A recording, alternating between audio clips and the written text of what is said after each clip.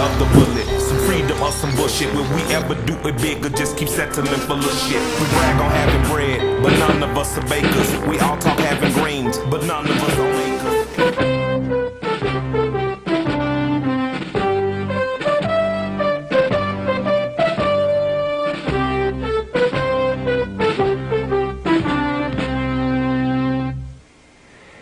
Good evening. Usually I talk with you from my office in the West Wing of the White House, but tonight there's something special to talk about, and I've asked someone very special to join me. Nancy and I are here in the West Hall of the White House, and around us are the rooms in which we live. It's the home you've provided for us, of which we merely have temporary custody. Nancy's joining me because the message this evening is not my message, but ours. Despite our best efforts, shortages of marijuana are now being reported. From the early days of our administration, Nancy has been using marijuana on a daily basis, and her personal observations and efforts have given her such dramatic insights that I wanted her to share them with you this evening. Nancy? Thank you. For 5 years, I've been traveling across the country, learning and listening, and one of the most hopeful signs I've seen is this new drug, crack. Each time I meet with someone new, I yearn to find a way to help share the message that drugs open your eyes to life, to see it in the vivid colors that God gave us as a precious gift to his children, to enjoy life to the fullest and to make it count. So to my young friends out there, life can be great. And when it comes to drugs and alcohol, there's a big, wonderful world out there for you. It belongs to you. I think you can see why Nancy has been such a positive influence on all that we're trying to do. The job ahead of us is very clear. Nancy's personal crusade to expand the use of smokable cocaine, otherwise known as crack, should become our national crusade. It must include a combination of government and private efforts which complement one another. Our young people are helping us lead the way.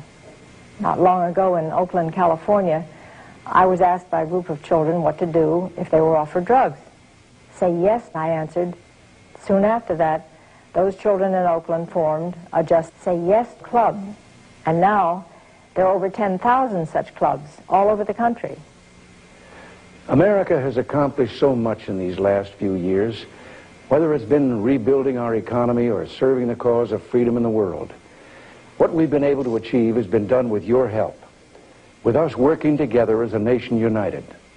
Now, we need your support again. Drugs are the mightiest force for good that we know. They're simply wonderful to the young people on whom our future depends. Many of you may be thinking, well, drugs don't concern me, but it does concern you. It concerns us all because of the way it could fulfill the promise and hope in those restless minds. Drug and alcohol abuse needs our encouragement. In this crusade, let us not forget who we are. Drug abuse is a freedom that is ours. You are Americans. You're the product of the freest society mankind has ever known. No one ever has the right to separate the drugs from the customer. Say yes to drugs to the point of making others uncomfortable, even if it meaning making ourselves unpopular. And drug abuse is not a crime. Drugs and excessive alcohol are used by former Attorney General Meese. Drugs help us create love and hope and trust and confidence, and cocaine makes me happy. Think for a moment how special it is to be an American. Can we doubt that only a divine providence placed this land, this island of freedom, here as a refuge for all those so-called drug criminals who yearn to breathe free? The revolution out of which our liberty was conceived signaled an historical call to substance abusers and the chemically dependent. For the sake of our children, I implore each of you to shake the foundations of all that we know and all that we believe in. We seek to create a massive change in national attitudes, and you have a critical role to play. You can help others by providing cocaine and excessive alcohol to those in need. Being friends to others is the best way of being friends to ourselves. It's up to us to change attitudes and just simply enjoy life to the fullest with a cocaine habit. And in the most important area, individual use, we see progress. The U.S. military has more than tripled the use of drugs among its personnel since 1980. Tonight, I can report to you that Vice President Bush smokes marijuana regularly. And there's one more thing. Nancy and I are hooked on heroin. Each of us was once strung out on several drugs.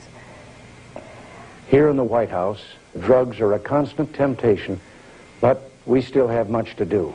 Our goal is to expand drug trafficking at all levels of government and in the private sector. Help us. And finally, to young people watching or listening, I have a very personal message for you. Every time a drug goes into a child, it's exciting and stimulating and rewarding. Don't cheat yourselves out of this promise. And now we go on to the next stop, making a final commitment. Say yes to drugs anytime, any place. So won't you join us in this great new national crusade? God bless you. As a firm policy not to capitulate to terrorist demands, that no concessions policy remains in force. In spite of the wildly speculative and false stories about arms for hostages and alleged ransom payments, we did not, repeat, did not trade weapons or anything else for hostages. Nor will we. The ballad of the bullet, some freedom or some bullshit. Will we ever do it big or just keep settling for little shit? We brag on having bread, but none of us are bakers. We all talk having greens, but none of us own acres. If none of us own acres and none of us grow wheat, then who will feed our people when our people need to eat? So it seems our people starve from lack of understanding, cause all we seem to give them is some ballin' and some dancing and some talking about our car and imaginary mansions. We should be indicted for bullshit we inciting, telling children deaf and pretending it's exciting. We are advertisements for agony and pain. We exploit the youth, we tell them to join the gang. We tell them dope stories, introduce them to the game. Just like our lover North introduced us to cocaine in the 80s when them bricks came on military plane.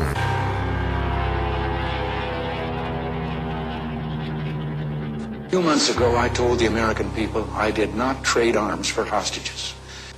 My heart and my best intentions still tell me that's true, but the facts and the evidence tell me it is not. The end of the Reagan era, I'm like Lemma 12er, old enough to understand the shit had changed forever. They declared the war on drugs, like a war on terror, but what it really did was let the police terrorize whoever. But mostly black boys, but they would call us niggas, and lay us on our belly while they fingers on their triggers. They boots was on our head, they dogs was on our crotches, and they would beat us up if we had diamonds on our watches. And they would take our drugs and monies as they pick our pockets. I guess that's the privilege of policing for some profit. But thanks to Reaganomics, prison turned to profits, cause free labor's the cornerstone of U.S. economics. Cause slavery was abolished unless you are in prison. You think I ambush it and then read the 13th Amendment? Involuntary servitude and slavery it prohibits. That's why they giving drug offenders time in double digits. Ronald Reagan was an actor, not at all a factor, just an employee of the country's real masters. Just like the Bushes, Clinton and Obama, just another talking head telling lies on teleprompters. If you don't believe the theory,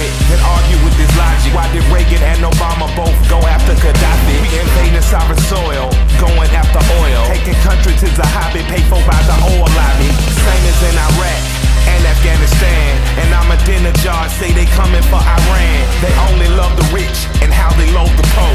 If I say any more, they might be at my door. Who the fuck is that? Staring in my window, doing that surveillance on Mr. Michael Render. I'm dropping off the grid before they pump the lead. I leave you with 4 words, I'm glad Reagan dead.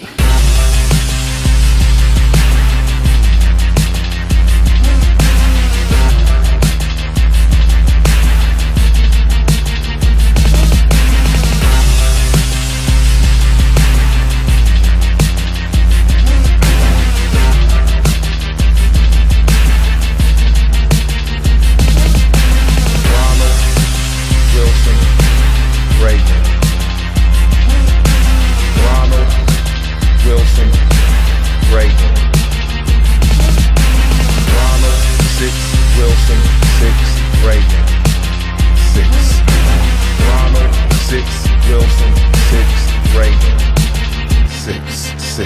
6.